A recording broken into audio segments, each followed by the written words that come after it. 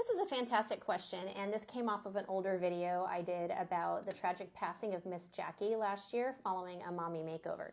So it wasn't clear from her autopsy what her actual cause of death was. There was no evidence that there was an embolism, that she had a cardiac event. Unfortunately, it was not very helpful, but I'm just going to talk in general about how to stay safe when you're having a procedure. So first and foremost, you want to make sure that you are going to a properly trained plastic surgeon. So you want to see a plastic surgeon that has done an actual plastic surgery residency and has either sat and passed and is board certified in plastic surgery, or they're in the process of becoming certified. The next thing is you want to talk to your surgeon about what preoperative testing needs to be done, and this should be different for every single patient.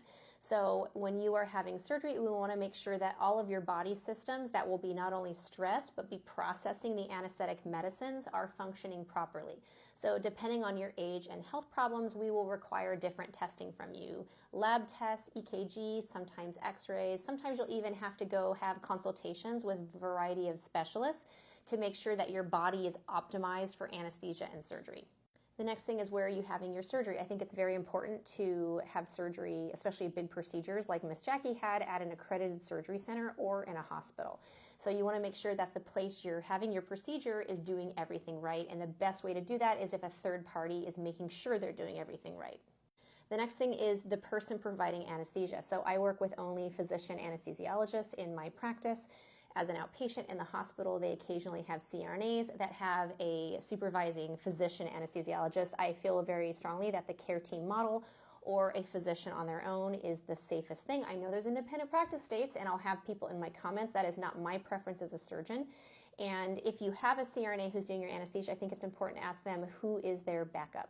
You don't want it to be the surgeon, because we're not anesthesiologists.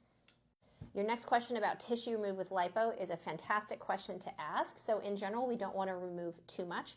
Usually about 5 liters is what most of us have as our standard, and we don't want to remove so much that we cause a drop in your blood count. That can even happen with 5 liters. And we don't want to remove so much that it causes fluid shifts that can cause trouble with your heart. So that's also an important question to ask and also consider when you're having these surgeries. And then finally, who is taking care of you after surgery? Because this is very important. A lot of surgical procedures don't need skilled care, but if you're having a lot of surgery and long surgery that has higher risk, like this particular situation, I think it's a great idea to consider either having a nurse help take care of you, go to aftercare, or stay in a hospital. So that's an important discussion as well to have with your surgeon. It's always important to remember with surgery that we cannot completely eliminate risk. We do our best to mitigate risk, and a surgeon who cares about you does all of the things I mentioned to help keep you safe.